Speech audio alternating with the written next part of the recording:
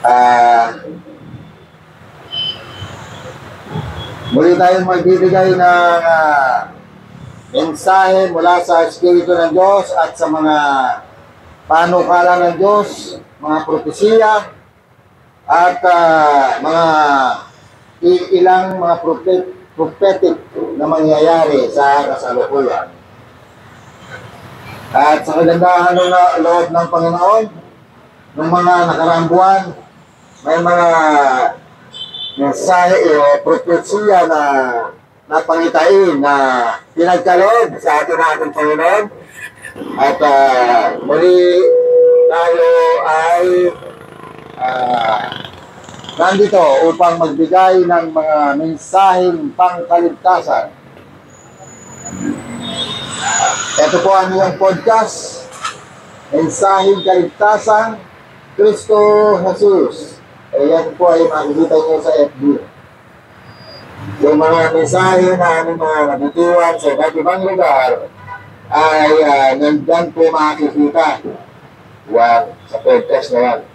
Mensaheng Kaligtasan, Kristo Jesus. Noong nakaraang mga panahon, tayo ay nagbigay ng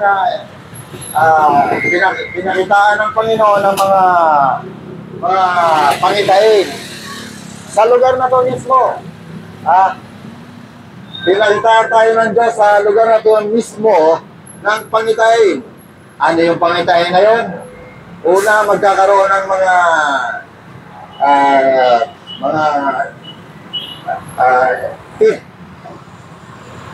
virus, yes. Din po ay nangyari sa Japan.